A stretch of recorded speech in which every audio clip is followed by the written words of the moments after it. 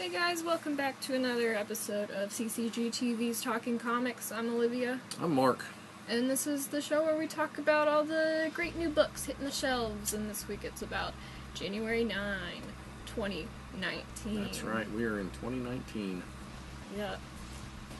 We have Facebook and Twitter and websites. Yes. And physical locations. Yes, we do. And phone numbers. All kinds of stuff. Oh yeah, it's all there.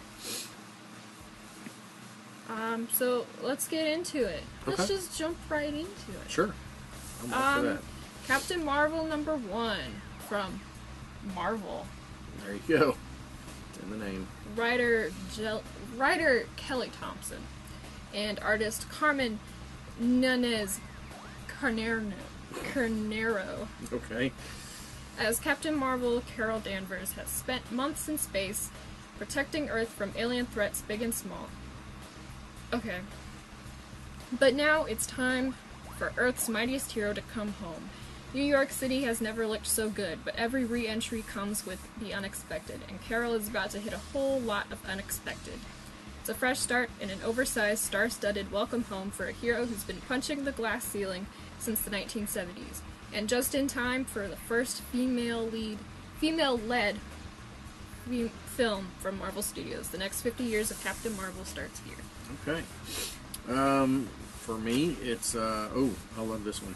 This is from Image Comics. This is Criminal #1, Ed Brubaker and Sean Phillips.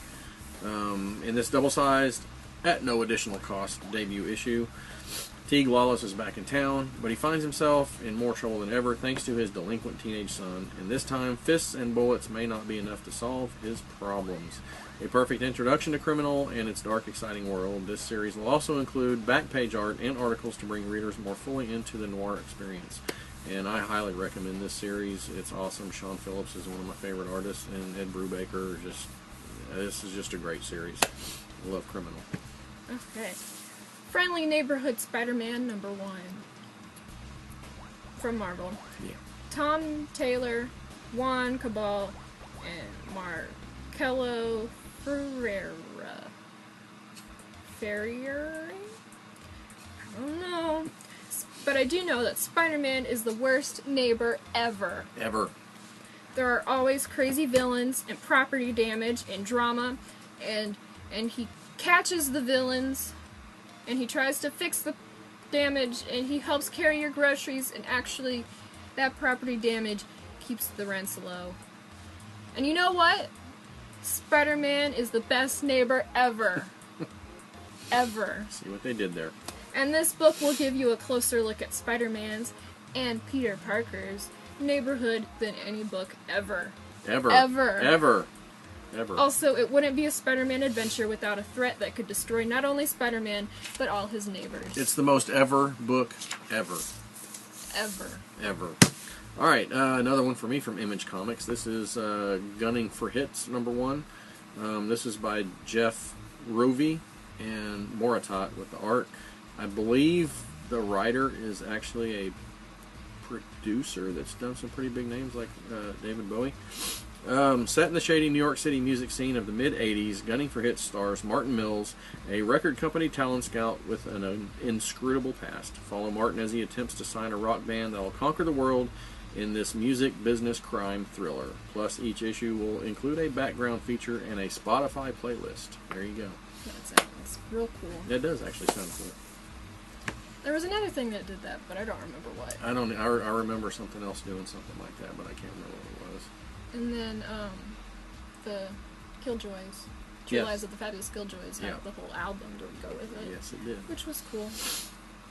Man Without Fear #1. And 2, actually. And up to 5, really. Yeah, we're getting one. And one was supposed to be out last week. We're getting both of them this week. So, you get that double feature in there. That's right. That's right. Jed McKay and Danilo Beirut. Daredevil is gone, but Hell's Kitchen is still a place of heroes and villains. Foggy Nelson for issue 1. I'll just hold up the number instead of saying issue.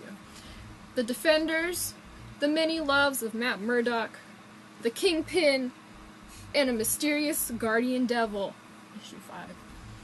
We'll all learn what it means to live in a world without a daredevil. And without a daredevil to protect it, has hell come for the city? And who is the man without fear? I would imagine that would be Matt Murdock, but we'll see. Probably. This is from Marvel and another one of the Age of Republic one-shots they've been doing. This is Jango Fett, Star Wars Age of Republic, Jango Fett #1. Written by Jody Hauser, art by Luke Ross. Good to see his name again. I like Luke Ross's art. Jango Fett's reputation precedes him as he joins a crew for what seems like a simple job. Wait, is that a kid with him? Oh, could it be Baby Boba? I don't know. Will his fellow bounty hunters be foolish enough to betray Jango and his son, Boba Fett? Baby Boba. Baby Boba. Baby Boba. Baby Boba buggy bumpers. One time fast, that's all I can do. Tom Clancy's Division Extremists Malice, #1, from Dark Horse. Oh, this one doesn't have an artist. Ooh. Or a writer.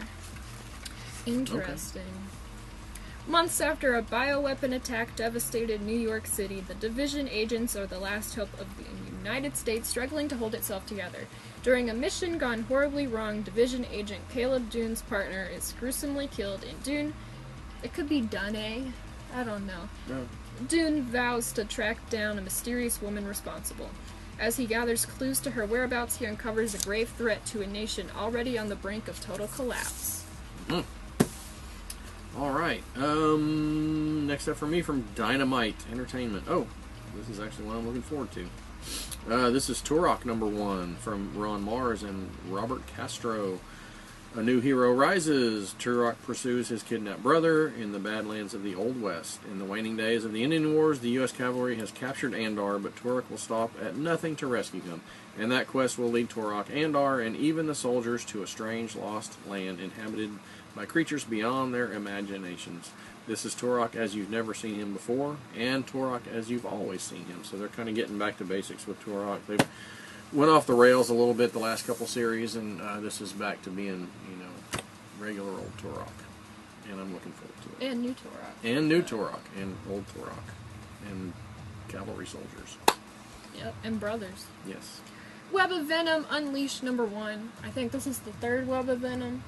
I could be wrong. Yeah, you might be right, actually. If only they kept the series name and just added numbers instead of adding #1s. That would be too easy. So Marvel. Ryan Stegman, Kyle Hotz with a Z, and Juan Gideon. From the illustrator of the blockbuster series of the summer, Spider-Man, comes the next epic installment in the Web of Venom, a journey from the symbiote's perspective through Eddie's old haunts in San Francisco. It might not like what it finds. Okay, it probably won't, and they'll probably eat it. That's my guess. This is a big, huge giganto. If you want to follow anything in the DC Universe type book, you have to get this one because it's going to lead into a ton of stuff, I think. This is Young Justice #1, Brian Michael Bendis, art by Patrick Gleason. Superboy, Wonder Girl, Robin, Impulse, Amethyst, they're all united in Young Justice #1, the debut issue of a brand new series that also introduces new heroes Teen Lantern and Jenny Hex. When the nightmare dimension known as Gem World invades Metropolis, these teen heroes reunite to deal with the situation, but they're shocked to discover the battle may be the key to the return of Connor Kent. That would be awesome. A.K.A. Superboy. This mix of fan favorites and new legacy heroes will be the center point for some of the biggest goings-on in DC. So I recommend picking this book up because it's you'll miss out if you don't. Lots of details will be revealed in this. Yes. And starts with stories and ends with stories such. Teen Lantern has actually, that name has been used a couple times. Okay. But this is a different one. This is a new Teen Lantern. New Teen Lantern. And I think Jenny Hex is Jonah Hex's daughter or niece. Could one be. of those. Okay. We talked about the new stuff. Let's talk about some old stuff that's kind of new. And kind of old. Or kind of old. Yeah. The book that came out last week that you should read, because it's good, is Conan the Barbarian. Conan's cool. Yes, he is. He's cool. I don't know what else to say. It's a good story. It brings you back to the good old Conan days. It does. And there's a witch. and swords and beheadings. Yeah, it's not watered down at And- all. I was pleasantly surprised. Yeah. And, like, magic stuff that's happening. It's all great. It is. Really, really, I enjoyed that one as well. So this isn't a story about Conan. This is a story about Conan's death. That'll be the whole series, going over what happened leading up to it. Yeah, he's kind of doing, Jason Aaron's writing this, he's kind of doing the same thing he does with Thor, and that he's telling, you know, past stories and future stories at the same time, revisiting and all that, so, but it's, yeah, I agree, it was a good read. It's good. I enjoyed it. And there's a couple different covers if you're interested. Yeah, several. And we've only got 4 copies left, so it's been selling very well, which makes me happy. And we had a lot. Yeah, we did. We had a lot. And, we're just about out. And it is a little thick, so you got that $4.99.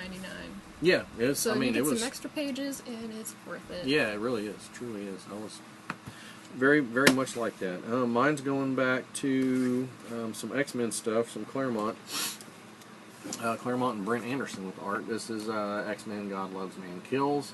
This is the Stryker Crusade storyline where, you know, Magneto has to team up with the X-Men because, you know, Stryker Crusade is really wanting to wipe out mutant kind. And a lot of humanity also. And this is a really, really good story. $15 for the whole story. Not bad at all. We have it in the store. Obviously, I'm holding it.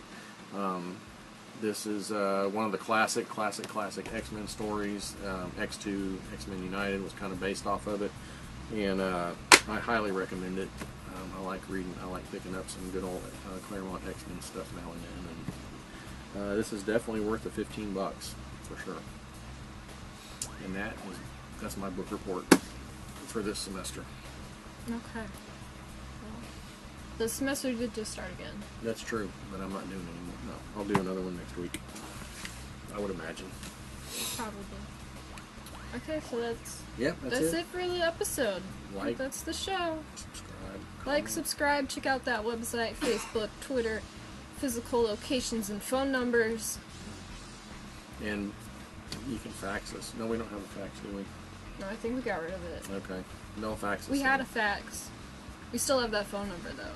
We have emails. Oh, so you can dial the phone number and listen to the funny sounds if you want to. And then maybe It's someone will something to do. answer and you can listen to those funny That would sounds. be even weirder. Okay, that's it then. Uh-huh. Until next time. Until next time, keep reading good comics. See you in the... Till next time.